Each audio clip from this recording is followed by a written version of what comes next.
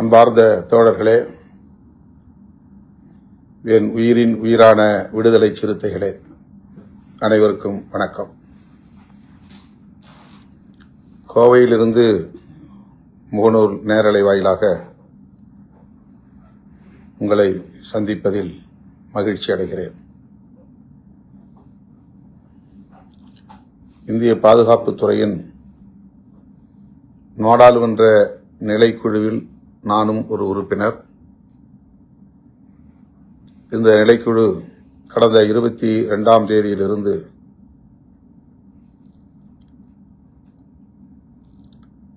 India முழுவதும் பல்வேறு மாநிலங்களில் ஆங்காங்கே உள்ள பாதுகாப்புத்துறை நிறுவனங்களுக்கு ஒரு சுற்றுப்பயணம் மேற்கொண்டுள்ளது. ஜம்மு காஷ்மீரில் தொடங்கிய சுற்றுப்பயணம் பெங்களூர், கோவை ஆகியவற்றை முடித்துக்கொண்டு இப்போது உதகைக்கு செல்ல இருக்கிறோம். உதகமண்டலத்தில் 2 நாள் அங்குள்ள பாதுகாப்புத்துறை நிறுவனங்களில் கலந்துரையாடலை முடித்துக்கொண்டு 29ஆம் தேதி சென்னையில் இந்த நிலைக்குழு அங்குள்ள பாதுகாப்புத்துறை நிறுவன அதிகாரிகளோடு கலந்துரையாடலை மேற்கொள்ள இருக்கிறது. இந்த சுற்றுப்பயணத்தில் நான் இருக்கிறேன். வழக்கமாக இதுபோன்ற சுற்றுப்பயணங்களில் என்னால் பங்கேற்க இயலுவதில்லை. இப்போது பெங்களூர், கோவை, சென்னை ஆகிய இடங்களுக்கு இந்த நிலைக்குழு வருவதனால் இதில் பங்கேற்கிற ஒரு வாய்ப்பு அமைந்திருக்கிறது. இதற்கிடையில் உங்களிடையே இந்த நேரலை வாயிலாக சில கருத்துக்களை பகிர்ந்து கொள்ள விழைகிறேன்.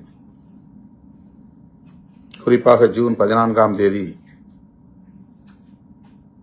நடைபெறவுள்ள விருதுகள் வழங்கும் விழா சென்னையில் ஒருங்கிணைக்கப்படுகிறது. ஏப்ரல் 14 அன்று நடைபெற்றிருக்க வேண்டிய இந்த விழா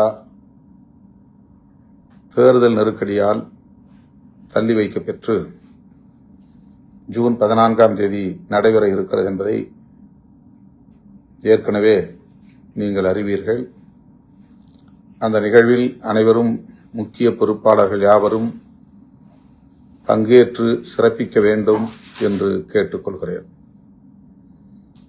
வழக்கமாக இந்த விழாவுக்கென்று தொடர்ந்து பல ஆண்டுகளாக கொடையளித்து வரக்கூடிய தோழர்கள் இந்த ஆண்டும் பொற்கிழி வழங்குவதற்குரிய கொடையை வழங்க வேண்டும் என்று கேட்டுக்கொள்கிறேன். அம்பேத்கர் சுடர், பெரியார் ஒளி, அயோத்திதாச பண்டிதருடைய பெயரில் அயோத்திதாச ராதவன், காமராஜர் கதிர், செம்மொழி ஞாயிறு, மாமணி மார்க்ஸ், காயிதே மில்லத் பிறை போன்ற இந்த விருதுகளுக்கு தனித்தனியே தோழர்கள் 50,000 3 லட்சம் 4 லட்சம் வரையில்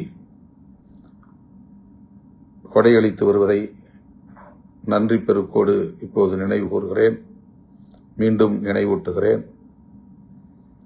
அந்த தொகையை கொண்டுதான் அந்த விழாவை நாம் ஒவ்வொரு ஆண்டும் சிறப்புற நடத்தியிருக்கிறோம். இந்த ஆண்டும் அதுபோல வெற்றிகரமாக நடத்த வேண்டும். வழக்கமாக நன்கொடை அளிக்கிற தோழர்கள் கட்சியின் வங்கி கணக்கிலே செலுத்தலாம், அல்லது 29ஆம் தேதி 30ஆம் தேதி நான் சென்னையில் இருப்பேன், நேரிலே வந்து வழங்கலாம் என்று தெரிவித்துக் கொள்கிறேன். அரங்க வாடகை, ஒலி அமைப்பு, ஏடுகளில் விளம்பரம், தலா 50,000 பொற்கிழி, அவர்களுக்கான பாராட்டுச் சான்றிதழ்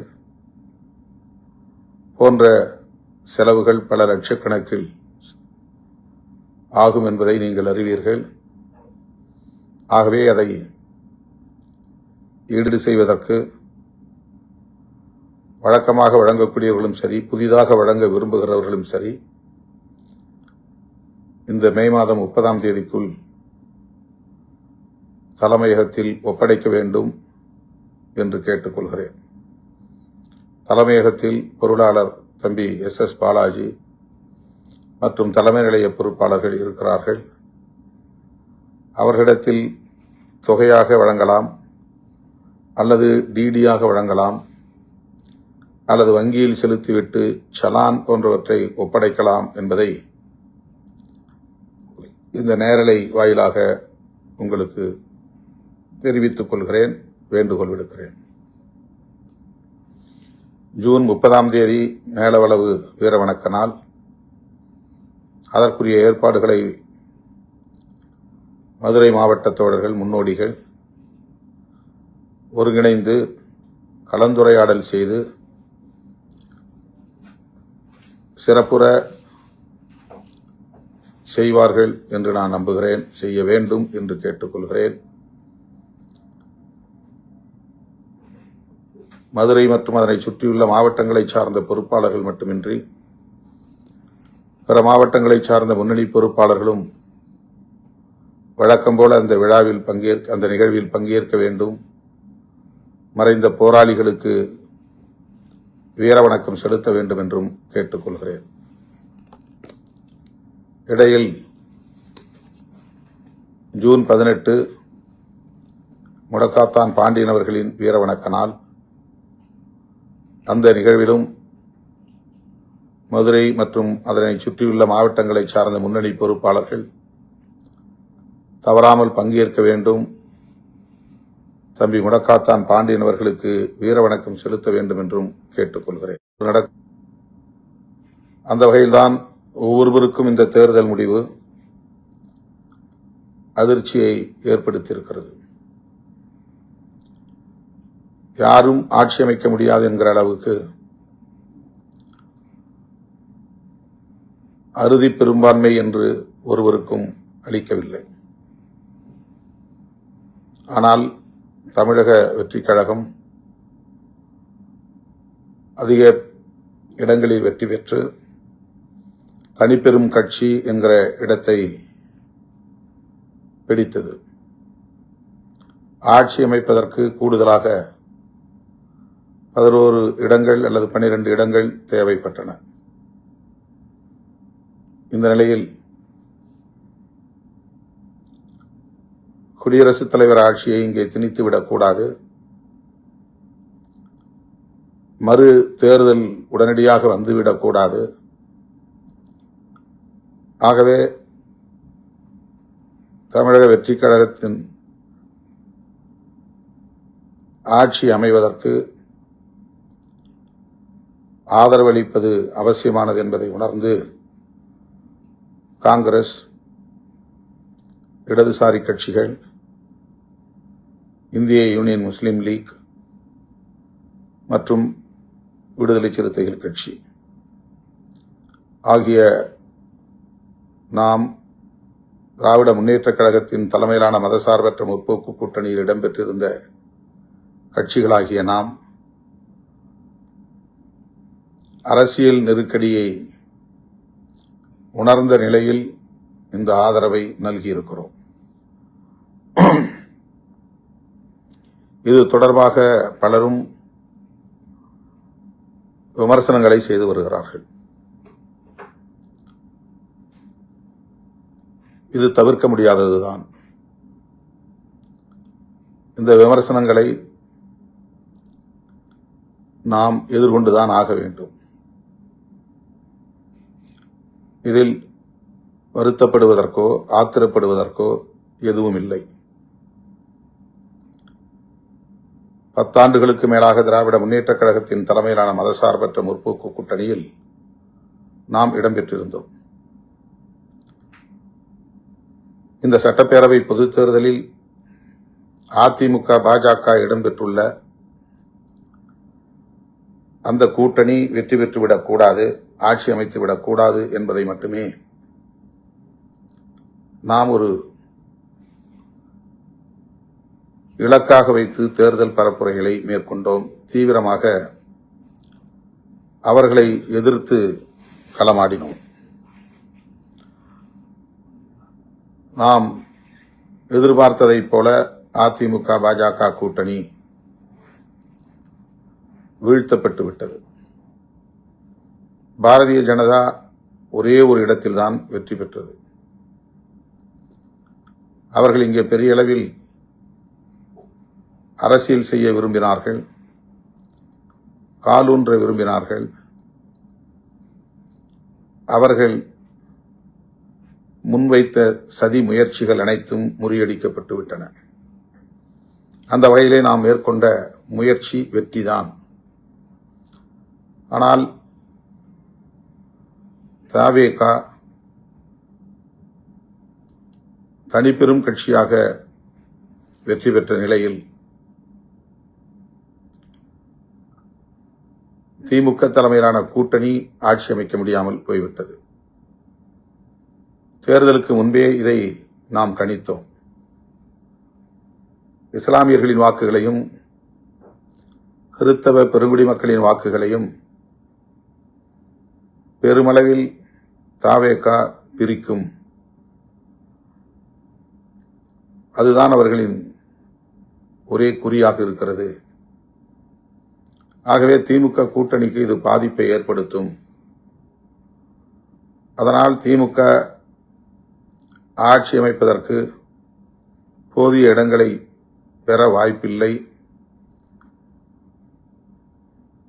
குறைந்த இடங்களில் ஆட்சியை கைப்பற்றுகிற வாய்ப்பை இழக்கும் என்ற ஒரு யூகம் நமக்கு இருந்தது.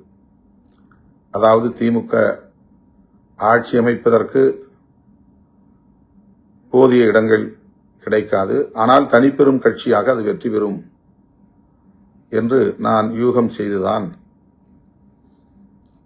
நானும் சட்டமன்றத்திற்கு வர வேண்டும், தமிழ்நாடு அரசியலில் தீவிரமாக ஈடுபட வேண்டும் என்று எண்ணி தேர்தலில் போட்டியிடுவதாக அறிவித்தேன். தேர்தலுக்கு பின்பு தவேக பெறுகிற வாக்கு சதவீதத்தை வைத்து அரசியல் சூழல் வெகுவாக மாறும், அணி சேர்க்கைகளும் மாறும் என்று தேர்தலுக்கு முன்பே நான் கூறியதை நீங்கள் கட்டாயம் நினைவில் வைத்திருக்கக்கூடும். ஆனால் தவேக தனிப்பெரும் கட்சியாக மாறிவிட்டது. தவேகவுக்கு ஆட்சி அமைக்கிற அளவுக்கு குறைந்தபட்ச இடங்கள் இல்லாத நிலையில் தடுமாறும் நிலை ஏற்பட்டுவிட்டது. ஆட்சி அமைக்கும் அளவுக்கு இடங்களை பெற்று இன்னும் கூடுதலாக சில இடங்கள் தேவைப்படுகின்றன என்கிற நெருக்கடிக்கு அது தள்ளப்பட்டு விட்டது. ஆக இந்த நிலையில்தான் திமுக கூட்டணியில் இடம்பெற்ற கட்சிகள், குறிப்பாக காங்கிரஸ், வேக வேகமாக தவேகவுக்கு ஆதரவு என்ற முடிவை எடுத்து அவர்களோடு கைகோர்த்து விட்டது. யாரும் எதிர்பார்க்கவில்லை, இவ்வளவு வேகமாக அவர்கள் இந்த முடிவை எடுப்பார்கள் என்று எதிர்பார்க்கவில்லை. இந்த நிலையில்தான் நம்மோடு தொடர்ந்து பயணிக்கிற திமுக கூட்டணியில் இருக்கிற இடதுசாரி கட்சிகள் என்ன முடிவெடுக்கப் போகிறார்கள், அந்த முடிவை நாம் காத்திருந்து பார்க்க வேண்டும். அந்த முடிவின் அடிப்படையில் நாமும் முடிவெடுக்க வேண்டும் என்று நான் கருதி அதை வெளிப்படையாக அறிவித்தேன். இதுவும் உங்களுக்கு தெரிந்த செய்திதான். நிபந்தனையற்ற ஆதரவை அளிப்பது என்று இடதுசாரிகள் முடிவெடுத்தார்கள். அந்த முடிவை அவர்கள் 8ஆம் தேதி அறிவிக்கிறார்கள். அந்த முடிவை ஒட்டி நம்முடைய மாநில உயர்மட்ட குழு, உயர்நிலைக் குழு மாலை 6 மணிக்கு ஆன்லைன் கூட்டத்தில் விவாதிக்கப்பட்டது. 8:45 மணிக்கு தான் இரவு முடிந்தது. அன்றே ஏன் அறிவிக்கவில்லை என்று பலரும் விமர்சிக்கிறார்கள். விமர்சிக்கிறவர்கள் யார் என்று உங்களுக்கு தெரியும். எப்போதும் நம் மீது காழ்ப்புணர்ச்சி கொண்டவர்கள், நம்மை விமர்சிப்பதை மட்டுமே தொழிலாக கொண்டவர்கள், நாம் என்ன செய்தாலும் அதற்கு தவறான உள்நோக்கம் கற்பிக்கக்கூடியவர்கள். ஆகவே அதை நாம் பொருட்படுத்த தேவையில்லை.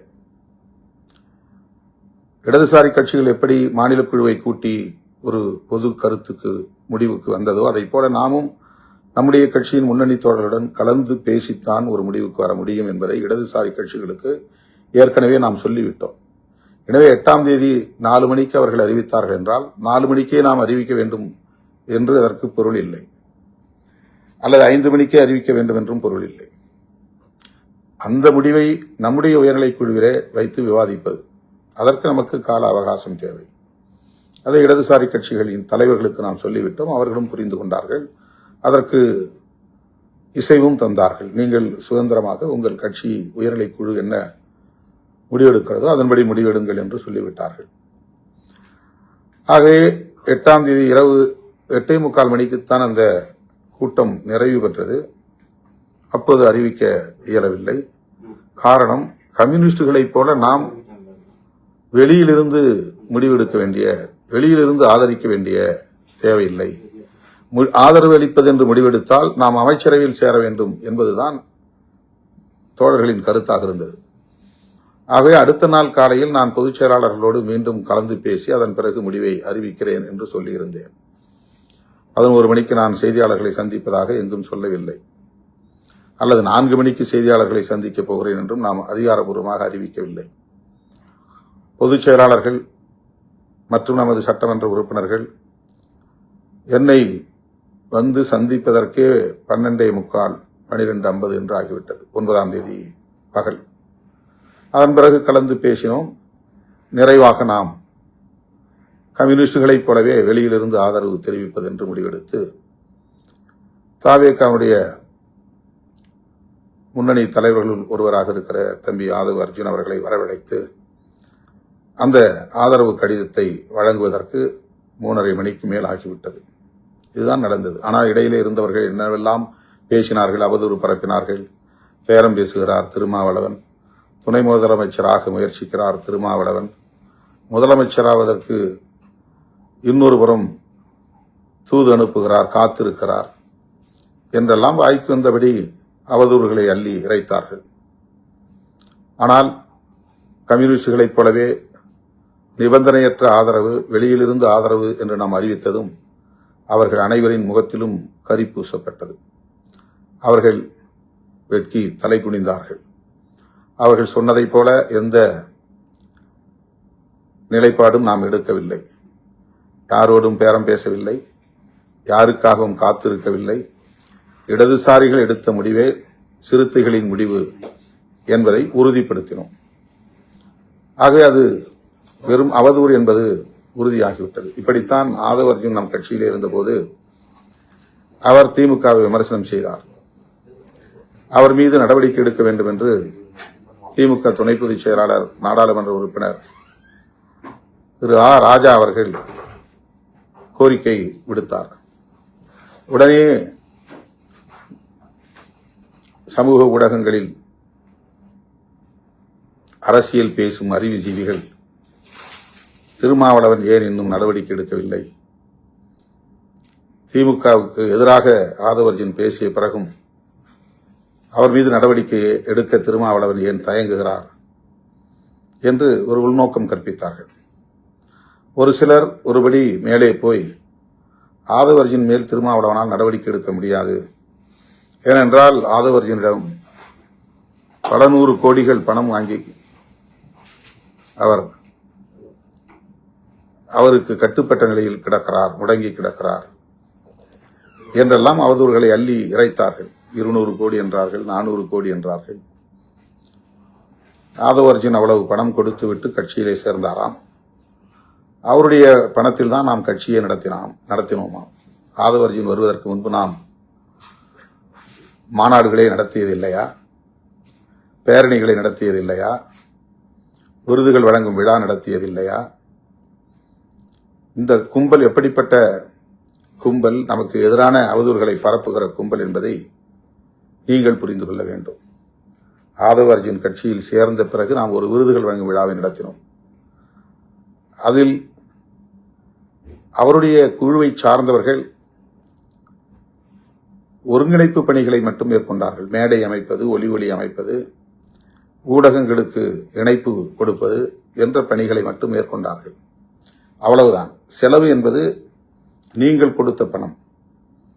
கிட்டத்தட்ட 30-40 பேர் தலா 50,000, 1,00,000 என்று வழங்கிய பணம். இதுதான் விருதுகள் வழங்கும் விழாவுக்கு. எப்போதுமே நாம் வெளியில் யாரிடத்திலும் வசூல் செய்ததே கிடையாது, நன்கொடை திரட்டியதே கிடையாது. நீங்கள் கொடுக்கிற பணத்தை கொண்டுதான் விருதுகள் வழங்கும் விழாவை இத்தனை ஆண்டுகளாக நாம் நடத்தி வருகிறோம். யார் யார் பணம் வழங்குகிறார்கள், நன்கொடையாளர்கள் என்பதை மேடையிலேயே அறிவிப்பதுண்டு. இதையெல்லாம் தெரிந்திருந்தும் கூட அந்த விழாவையும் ஆதவ அர்ஜுன் தான் ஒட்டுமொத்தமாக செலவு செய்து நடத்தினார் என்று அவதூறு பரப்பினார்கள். மது மற்றும் போதைப்பொருள் ஒழிப்பு மாநாடு, மகளிர் மாநாடு, ஆதவ அர்ஜுன் வருவதற்கு முன்பே நாம் முடிவு செய்த மாநாடு. அது ஆதவ அர்ஜுன் வந்த பிறகு முடிவு செய்த மாநாடு அல்ல. அவர் வராவிட்டாலும் அந்த மாநாட்டை நாம் நடத்தியிருப்போம். அவருக்கு முன்பு அதுபோல எண்ணற்ற பல மாநாடுகளை நடத்தியிருக்கிறோம். லட்சக்கணக்கான மக்களை திரட்டி நடத்தியிருக்கிறோம். அந்த மாநாட்டுக்கு நான் தமிழ்நாடு முழுவதும் மண்டல வாரியாக உங்களை சந்தித்தேன். ஆங்காங்கே நீங்கள் வழங்கிய நிதி, பல லட்சக்கணக்கில் வழங்கிய நிதி அந்த மாநாட்டுக்கு பயன்படுத்தப்பட்டது. நாம் எதுவுமே இல்லாத ஒரு கட்சி. அதனால் இவர்களுக்கு மாநாடு நடத்துவதற்கு, இவ்வளவு மக்களை திரட்டுவதற்கு எங்கிருந்து சக்தி வந்துவிடும்? ஆதவ அர்ஜுன் தான் தந்திருப்பார் என்று இந்த கும்பல் யூகம் செய்து நமக்கு எதிரான அவதூறுகளை இன்றைக்கும் பரப்பிக் கொண்டிருக்கிறார்கள். இப்போது நமக்கு யார் யார் நமக்கு எதிரான காழ்ப்புணர்வை கொண்டிருக்கிறார்கள் என்பதை அறிந்து கொள்வதற்கான ஒரு வாய்ப்பு மீண்டும் நமக்கு கிடைத்திருக்கிறது. ஆகவே அந்த மாநாடு, மது மற்றும் போதைப்பொருள் ஒழிப்பு மாநாடு, முழுக்க முழுக்க மக்கள் கொடுத்த நிதியிலிருந்து நடத்தப்பெற்ற மாநாடு. அந்த மாநாட்டில் திமுக எப்படி வரலாம், திமுக பொறுப்பாளர்கள் எப்படி வந்து அமரலாம் என்று சில அறிவுஜீவிகள் கேள்வி எழுப்புகிறார்கள். உடனே திமுக சொம்பு என்றெல்லாம் நம்மை விமர்சனம் செய்தார்கள்.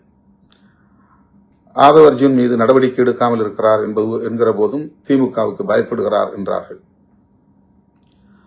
மது மற்றும் போதைப்பொருள் ஒழிப்பு மாநாடு என்பது அனைவருக்கும் பொதுவானது, எல்லா கட்சிக்கும் பொதுவானது. ஆகவே செய்தியாளர்கள் சந்திப்பில் அதிமுகவும் பங்கேற்கலாம், திமுகவும் பங்கேற்கலாம் என்று நான் வெளிப்படையாக ஒரு அழைப்பு விடுத்தேன். அவரவர் கட்சி, அவரவருக்கான செயல் திட்டம் வெவ்வேறாக இருந்தாலும் கூட தேசிய அளவிலான ஒரு மது விலக்கு கொள்கை என்பது தேவைப்படுகிறது.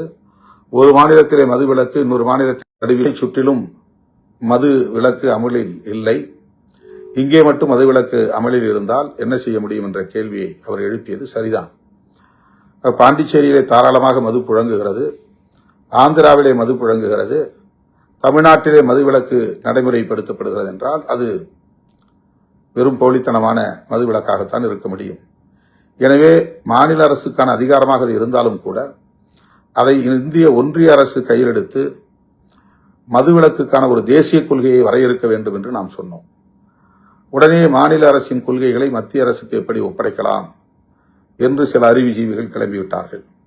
திருமாவளவன் மாநில உரிமை பேசக்கூடியவர், மாநில சுயாட்சி பேசக்கூடியவர், மதுவிலக்கு கொள்கை மாநில அரசிடம் இருக்கிற அந்த அதிகாரத்தை இந்திய ஒன்றிய அரசிடம் ஒப்படைக்க பார்க்கிறார் என்றெல்லாம் நமக்கு எதிரான அவதூறுகளை பரப்பினார்கள். ஆக அதிமுக அதிலே பங்கேற்கவில்லை, திமுகவை சார்ந்தவர்கள் இன்று பங்கேற்றார்கள். இதெல்லாம் நடந்த வரலாறு. அப்போது நம்மை திமுக சொம்பு என்றார்கள். ஆதவ அர்ஜுன் மீது நடவடிக்கை எடுக்காததற்கு இதுதான் காரணம் என்றார்கள். ராஜா சொல்லியும் இவர் நடவடிக்கை எடுக்காமல் தாமதப்படுத்துகிறார். ஏன் தாமதம் படுத்துகிறார், ஏன் இன்னும் வாய் திறக்கவில்லை என்றெல்லாம் சொன்னார்கள். எல்லோருக்குமான தலைவர் அம்பேத்கர் என்கிற நூல் வெளியீட்டு விழாவில் நான் பங்கேற்க இயலாமற் போனது. பங்கேற்றால் அது ஒரு அரசியல் முடிவாக மாறும். ஒரு அணி சேர்க்கை தொடர்பான கருத்துருவாக்கத்தை ஏற்படுத்தும். திமுக கூட்டணியில் இருந்த திருமாவளவன் விஜயோடு கைகோர்த்து விட்டார், அணி மாறிவிட்டார், புதிய அணி உருவாகிவிட்டது என்றெல்லாம் பேசக்கூடிய ஒரு சூழல் உருவாகும். ஆகவே ஒரு மேஜர் டெசிஷன், மிக முக்கியமான முடிவு, அந்த முடிவை எடுப்பதிலே ஒரு தயக்கம் இருந்த காரணத்தினால் அந்த விழாவில் நாம் பங்கேற்கவில்லை. அதுதான் காரணம். ஆனால் அதற்கும் வாய்க்கு வந்தபடி பலரும் பலவிதமான கருத்துக்களை பேசினார்கள், அவதூறுகளை பரப்பினார்கள். அந்த கூட்டத்தில் பேசிய ஆதவ் அர்ஜுன் திமுகவுக்கு எதிரான கடும் விமர்சனத்தை முன்வைத்த நிலையில் அவரை அழைத்து நான் விளக்கம் கேட்டேன். அவர் தன்னுடைய கருத்து சரியானது என்று சொன்ன நிலையில்தான் 6 மாதம் அவர் மீது நாம் நடவடிக்கை எடுத்தோம். அப்போது ஆதவ் அர்ஜுனிடத்திலே பல நூறு கோடி பணம் பெற்றுக்கொண்ட காரணத்தினால்தான் திருமாவளவனால் அவர் மீது நடவடிக்கை எடுக்க முடியவில்லை என்று சொன்ன கும்பல் வாயடைத்து போனது. அவர்களின் முகத்தில் கரி பூசப்பட்டது. அது உண்மையாயிருந்தால் ஆதவ் அர்ஜுன் மீது 6 மாத ஒழுங்கு நடவடிக்கையை நாம் எடுத்திருக்க முடியுமா என்ற கேள்வி எழுகிறது. ஆகவே அவர்களுடைய அவதூறு பொய்த்து போனது. அதன் பிறகு அவர் வந்து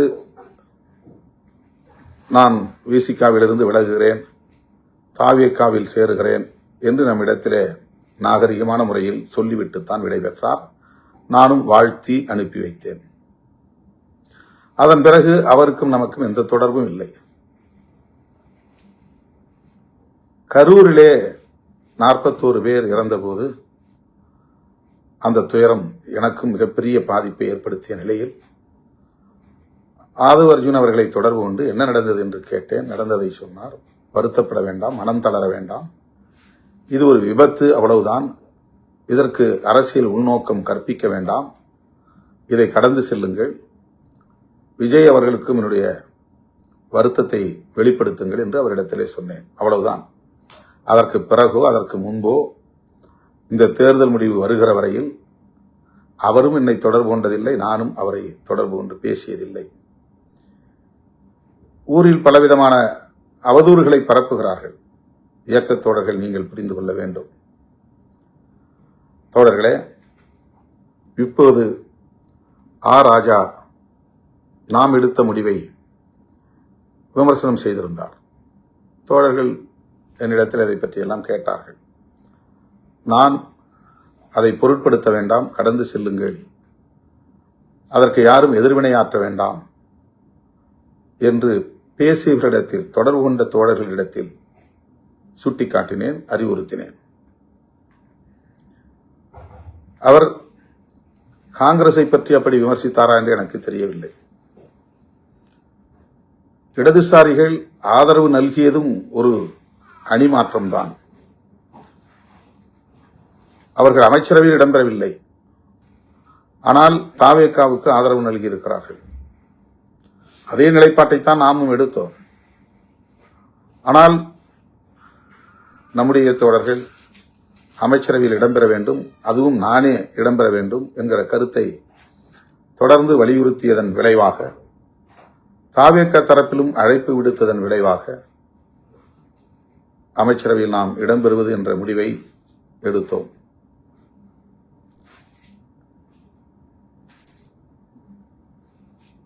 திராவிட முன்னேற்றக் கழக தலைவர் அண்ணன் ஸ்டாலின் அவர்களிடத்திலே இந்த ஆதரவு நல்குவது என்கிற முடிவை நேரிலே சந்தித்து, இடதுசாரிகள் எடுத்த முடிவை நாங்களும் எடுக்கிறோம் என்று சொல்லிவிட்டுத்தான் ஆதரவை நல்கினோம். அவர் அதை பெரிதாக எடுத்துக்கொள்ளவில்லை. அதனால் ஒன்றுமில்லை, நீங்கள் ஆதரவு நல்கலாம் என்று இசைவு தந்தார். அமைச்சரவையில் இடம்பெறப்போவதை அவருக்கு தெரிவிக்க முடியவில்லை. ஆனால் முன்னணி அமைச்சர்கள் ஒரு சிலரை நான் தொடர்பு கொண்டு இப்படி ஒரு நிலைப்பாட்டை நாங்கள் எடுக்கிறோம் என்று சொல்லிவிட்டு அதன் பிறகுதான் செய்தியாளர்களை சந்தித்து விசிக அமைச்சரவையில் இடம்பெறுகிறது என்ற அறிவிப்பை செய்தேன். திராவிட முன்னேற்றக் கழகத்தின் தலைமையிலான மதசார்பற்ற முற்போக்கு கூட்டணியில் விடுதலை சிறுத்தைகள் கட்சி 10 ஆண்டுகளுக்கு மேலாக தொடர்ந்து பயணித்து வருகிறது. எந்த அளவுக்கு அந்த தோழமைக்கு நாங்கள் முக்கியத்துவம் கொடுத்திருக்கிறோம், எந்த அளவுக்கு உற்ற துணையாக இருந்திருக்கிறோம், அந்த கூட்டணியை பாதுகாக்க வேண்டும் என்பதில் எங்களால் ஆன பங்களிப்பை எவ்வளவு செலுத்தியிருக்கிறோம் என்பதை திமுக தலைவர் அண்ணன் முத்துவேல் கருணாநிதி ஸ்டாலின் அவர்கள் மிக நன்கு அறிவார். அன்பு இளவல் மேனாள் துணை முதல்வர் உதயநிதி அவர்களும் நன்கு அறிவார். சுற்றி இருப்பவர்கள் ஒரு சிலர் நன்கு அறிவார்கள். ஆனால் அதையும் தாண்டி நாம் எடுத்த இந்த முடிவை திமுக தரப்பில் திரு ஆ ராஜா உட்பட பலர் விமர்சிக்கிறார்கள் என்கிற போது சற்று வலி அளிக்கிறது, வலியாகத்தான் இருக்கிறது. என்றாலும் கூட அவர்கள் ஆதங்கப்படுவதில் நாம் ஒரு நியாயம் இருக்கிறது என்பதை உணர்ந்து கொள்ள வேண்டும். அதாவது திமுகவை கடுமையாக விமர்சித்துக் கொண்டிருக்கிற தாவேகாவோடு நாம் கைகோர்ப்பதை அல்லது அவர்களோடு களத்தில் நிற்பதை அல்லது அவர்களுக்கு ஆதரவு அளிப்பதை அவ்வளவு எளிதாக எப்படி திமுக தொண்டர்களால் கடந்து செல்ல முடியும்?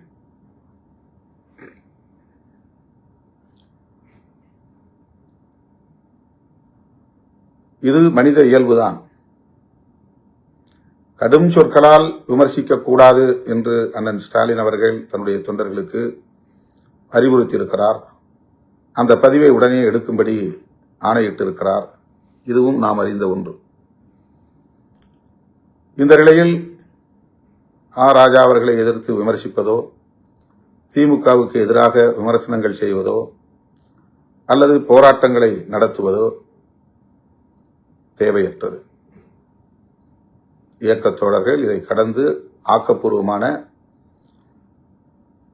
செயல்களில் ஈடுபட வேண்டும். நமது கட்சியின் மறுகட்டமைப்பு பணிகளில் கவனம் செலுத்த வேண்டும். விருதுகள் வழங்கும் விழாவை சிறப்பாக நடத்த வேண்டும்.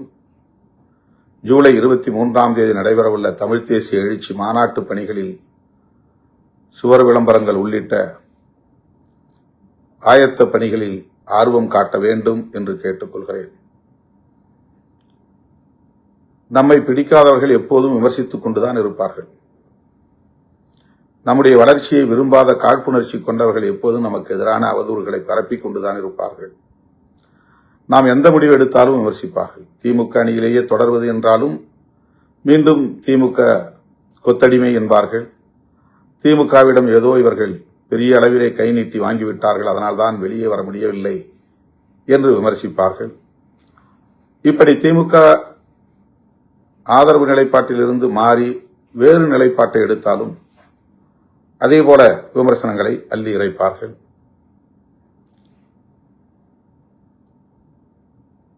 இப்போது காங்கிரஸ் செய்த துரோகத்தை விட விசிகா செய்த துரோகம் பெரிது என்று கூலிக்கு மாரடிக்கும் கும்பல் நமக்கு எதிரான அவதூறுகளை அள்ளி இறைத்துக் கொண்டிருக்கிறது.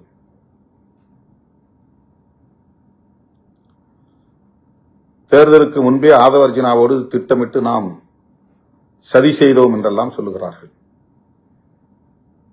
மேனாள் முதல்வர் அண்ணன் மு.க. ஸ்டாலின் அவர்களின் மனசாட்சிக்கு தெரியும். விடுதலை சிறுத்தைகளும் திருமாவளவனும் எந்த அளவுக்கு நேர்மையான உறவை கொண்டிருந்தோம், நட்புக்கு எந்த அளவுக்கு முக்கியத்துவம் கொடுத்தோம், அந்த கூட்டணியை பாதுகாக்க வேண்டும் என்பதில், கட்டுக்கோப்பாக வைத்திருக்க வேண்டும் என்பதில், அது வெற்றி பெற வேண்டும் என்பதில் எந்த அளவுக்கு உறுதுணையாக இருந்தோம் என்பது அண்ணன் அவர்களின் மனசாட்சிக்கு தெரியும். வேறு யாருக்கும் இது தெரிய வேண்டும் என்பதில்லை. எனவே என் உயிரின் உயிரான விடுதலை சிறுத்தைகளுக்கு நான் வேண்டுகோள் விடுக்கிறேன். இந்த பிரச்சனையை ஊதி பெருக்க வேண்டாம், விட்டுவிடுங்கள், கடந்து செல்லுங்கள்.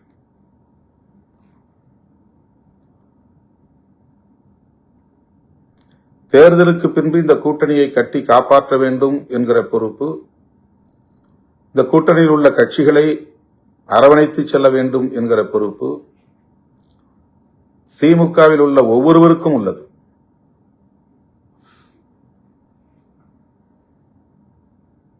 இது நாம் பெற்றிருக்கிற வெற்றியாக இருந்தாலும் அல்லது தோல்வியாக இருந்தாலும் அதற்கு கூட்டணியில் உள்ள ஒவ்வொருவருக்கும் பொறுப்பு உண்டு. நம்முடைய வாக்குகள் அவர்களுக்கும், அவருடைய வாக்குகள் நமக்கும் பரிமாற்றம் அடைந்ததனால்தான் இந்த வெற்றியை கூட நாம் அடைந்திருக்கிறோம். இஸ்லாமியர்களின் வாக்குகளும் கிறிஸ்தவர்களின் வாக்குகளும் 100% நமக்கு கடந்த தேர்தலில் கிடைத்ததைப் போல் இந்த தேர்தலில் கிடைக்கவில்லை என்பதுதான் உண்மை.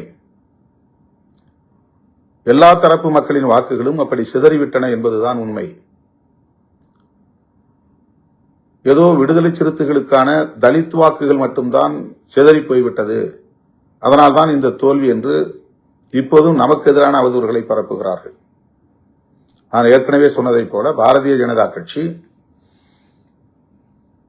11.5% 2.5% குறைந்திருக்கிறது. ஏறத்தாழ 9% வாக்குகளை அது பறிகொடுத்திருக்கிறது. அந்த 9% வாக்குகளும் பாஜகவுக்கு ஏற்பட்டிருக்கிற இழப்பும் தலித்துகளின் வாக்குகளா என்பதை எண்ணி பார்க்க வேண்டும். நாம் தமிழர் கட்சி கடந்த முறை 8% வாக்குகளை பெற்ற கட்சி இப்போது 4% குறைந்திருக்கிறது. அதற்கு 4% வாக்குகள் இழப்பு ஏற்பட்டிருக்கிறது. இந்த 4% வாக்குகளும் தலித்து வாக்குகளா என்பதை எண்ணி பார்க்க வேண்டும். திமுகவுக்கும் அதிமுகவுக்கும் அவர்களுடைய core vote bank, standard vote bank, அவர்களுக்கு வழக்கமாக வரக்கூடிய வாக்கு வங்கி சரிந்திருக்கிறது. அவ்வளவு வாக்குகளும் தலித் வாக்குகளா என்பதை எண்ணி பார்க்க வேண்டும். ஆகவே எல்லா கட்சிகளுக்கும் அவர்களின் நிலையான வாக்கு வங்கியில் பாதிப்பு உருவாகி இருக்கிறது. குறிப்பாக சிறுபான்மை சமூகத்தினரின் வாக்குகள் தாவேகா பக்கம் போயிருக்கிறது. முதல் தலைமுறையினரின் வாக்குகள் பெருமளவில் அவர்கள் தாவேகாவுக்கு அளித்திருக்கிறார்கள். இதுதான் உண்மை. ஆனால் சமூக ஊடகங்களில் விவாதிக்கக்கூடிய அரசியல் ஜாம்பவான்கள் ஏதோ விடுதலை சிறுத்தைகள் கட்சிக்குத்தான் மிகப்பெரிய இழப்பு ஏற்பட்டு விட்டது, தலித்துகள் தான் எல்லோரும் அந்த பக்கம் திரும்பிவிட்டார்கள், தலித் வாக்கு வங்கியே சரிந்து விட்டது என்றெல்லாம் பரப்புகிறார்கள். ஆக காங்கிரசுக்கு எதிராக அவர்களுக்கு ஆத்திரம் வரவில்லை, அல்லது கம்யூனிஸ்டுகளை விமர்சிக்கிற துணிச்சல் இல்லை, IUML இந்திய யூனியன் முஸ்லீம் லீக்கை விமர்சிக்கிற துணிச்சல் இல்லை. திருமாவளவனை எப்படியும் விமர்சிக்கலாம், எப்போதும் விமர்சிக்கலாம், திருமாவளவனுக்கு எதிரான அவதூறுகளை பரப்பலாம் என்று திட்டமிட்டு சமூக ஊடகங்களிலும் இதர ஊடகங்களிலும் நமக்கு எதிரான ஒரு கருத்துருவாக்கத்தை கட்டமைக்கிறார்கள். இதற்கு நாம் இடம் கொடுத்து விடக்கூடாது. இது உண்மை இல்லை. நம்முடைய வாக்குகள் நம்மோடு இருக்கின்றன. நம்முடைய வாக்குகள் சரியாக நம்முடைய கூட்டணி கட்சிகளுக்கு பரிமாற்றம் அடைந்திருக்கிறது. இதுதான் உண்மை. மற்றவர்கள் பரப்புவதை நாம் நம்ப தேவையில்லை. அவர்கள் அவதூறுகளை திட்டமிட்டு பரப்புகிறார்கள். இதை ஏற்க வேண்டாம் என்று உங்களை நான் கேட்டுக்கொள்கிறேன். நம் கவனத்தை திசை திருப்புவதற்கு முயற்சிக்கிறார்கள். நாம் எடுத்த முடிவு சரியோ தவறோ, ஆனால் இன்றைக்கு அமைச்சரவையில் அதிகாரத்தை பகிர்ந்து கொள்ளும் அளவிற்கான ஒரு இடத்தை விடுதலை சிறுத்தைகள் கட்சி எட்டியிருக்கிறது. வாக்கு வங்கியை இதுவரையில் நாம் நிரூபிக்கவில்லை. நமக்கு எத்தனை சதவீதம் வாக்குகள் தமிழ்நாட்டில் இருக்கின்றன என்பதை உறுதிப்படுத்தாத நிலையிலும் கூட ஒரு கட்சி மாநில கட்சியாக அங்கீகாரம் பெற்றிருக்கிறது. வாக்கு வங்கியை நிரூபிக்காத ஒரு கட்சி அமைச்சரவையில் இன்றைக்கு இடம்பெற்றிருக்கிறது. இந்த அளவில் மட்டும்தான் இதை நீங்கள் பார்க்க வேண்டும். இவர்களெல்லாம் அங்கீகாரம் பெற்று விட்டார்களே, அமைச்சரவையில் இடம்பெற்று விட்டார்களே, ஒரு சாதாரண குடும்பத்தில் பிறந்த வன்னி அரசு இன்றைக்கு ஒரு மாண்புமிகு அமைச்சர் என்கிற இடத்தை எட்டி பிடித்திருக்கிறாரே என்று பொறுத்துக் கொள்ள முடியாத, சகித்துக் கொள்ள முடியாத கும்பல் தொடர்ந்து நமக்கு எதிரான அவதூறுகளை பரப்பிக் கொண்டுத்தான் இருப்பார்கள். திருமாவளவன் அதிகாரத்துக்காக அலைகிறார், பதவி பித்து பிடித்து அலைகிறார், பதவி வெறி பிடித்து அலைகிறார் என்றெல்லாம் சொன்னார்கள். ஏதோ நான் துணை முதலமைச்சராவதற்காக பேரம் பேசிக் கொண்டிருக்கிறேன் என்பதைப் போல, நானே அமைச்சராவதற்கு ஆசைப்படுகிறேன் என்பதைப் போல, வன்னியரசுதான் அமைச்சர் என்று அறிவித்த பிறகு அவர்கள் அத்தனை பேரின் முகத்திலும் கரி பூசி இருக்கிறோம். அவர்கள் நினைத்தது பொய் ஆகிவிட்டது, பொய்த்து போய்விட்டது. எத்தனையோ முறை பாரதிய ஜனதா அமைச்சரவையிலேயே இடம்பெறுவதற்கு வாய்ப்பு இருக்கிறது என்று பல பேர் வந்து என்னிடத்திலே ஆசை காட்டிய வரலாறு உண்டு. அப்போதெல்லாம் மயங்காதவன் இப்போது இந்த அமைச்சரவையிலே இடம்பெறப் போகிறோம் என்ற கதையை கட்டினார்கள், பரப்பினார்கள். அது உண்மையில்லை என்பதை நாம் இன்றைக்கு நடைமுறைப்படுத்தி காட்டியிருக்கிறோம்.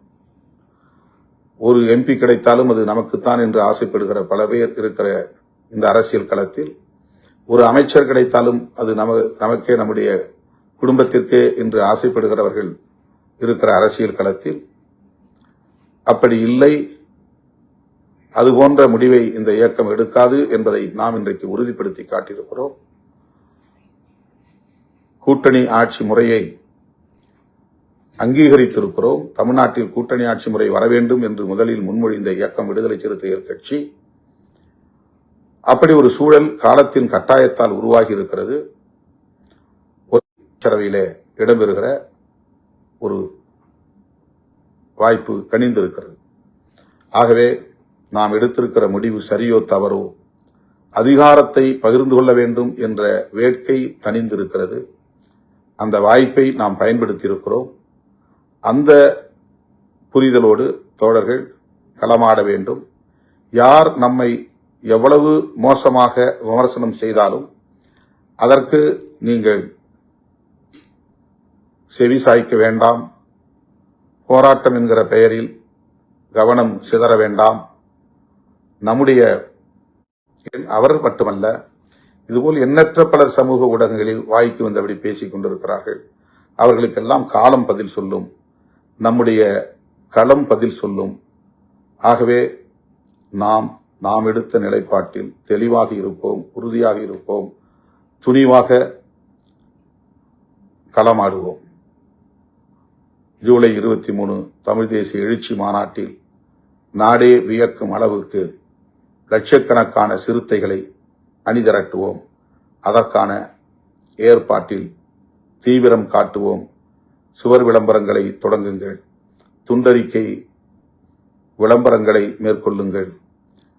கிராமம் கிராமமாக சென்று பெண்கள், குழந்தைகள், இளைஞர்கள் உட்பட அனைவரையும் திரட்டுவதற்குரிய கவனத்தை செலுத்துங்கள். நாம் அவதூறுகளுக்கு முகம் கொடுக்க வேண்டாம். அது நமக்கு பாதிப்பை ஏற்படுத்தும். அவதூறு பேசுகிறவர்கள் பேசிக்கொண்டே இருக்கட்டும். நம்முடைய இலக்கில் கவனம் செலுத்துவோம் என்பதை சொல்லி முடிக்கிறேன். நன்றி, வணக்கம்.